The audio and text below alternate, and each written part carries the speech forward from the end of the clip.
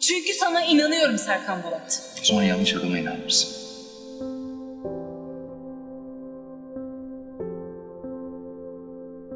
Eda. Ben bir hata yaptım. Lütfen beni affet. Ben çok yoruldum. Acaba benden ne zaman bıkmaya başlayacaksın? Senden bıkmak mı? Senden bıkılmaz bence. I'm counting every step as you climb the stairs. It's buried in your bones. I see it in your closed eyes turning in.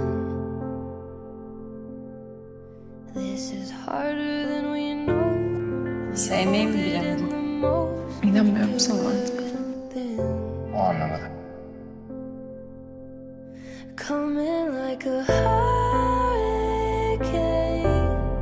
I take it in real slow. Ne alaka? Ya sana bir şey olsaydı? Fark eder mi? Like a weather vane, fragile and composed. Though I am breaking down again. Gitmemi mi istiyorsun? Çünkü seni her şeyden çok seven kadınlarla unuttum. Aching now to let you in.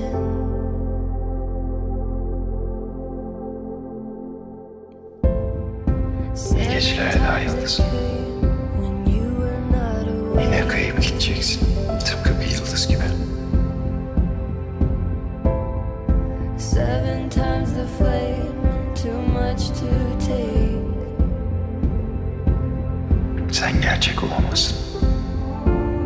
The sky burns red against your skin.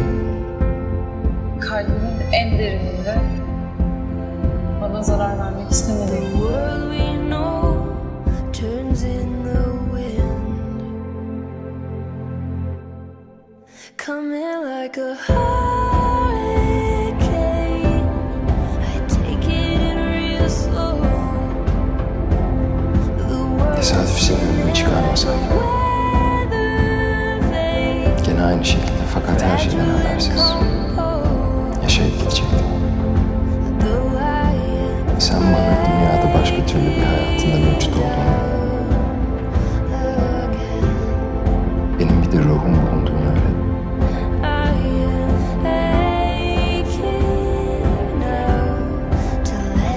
Bunu sonuna kadar götürmediysen kabahat senin değil.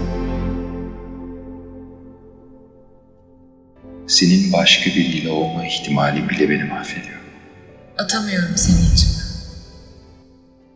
Benim dokunduğum gibi sana dokunması, Sen varken başka birini nasıl seveyim ben?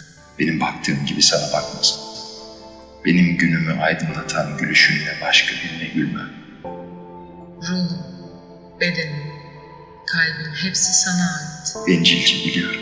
Biliyorum mümkün değil ama sadece sen bak istiyorum. Bana gül, Dokun bana. benim ol. So we know, oh we know, the hurricane falling slow in the pouring rain. It's all we know, the hurricane. Eda, bırak beni. Ben de seni bekliyorum. Nereye istersen. Watch it go, watch it go. Seni seviyorum. Seni kıskanıyorum.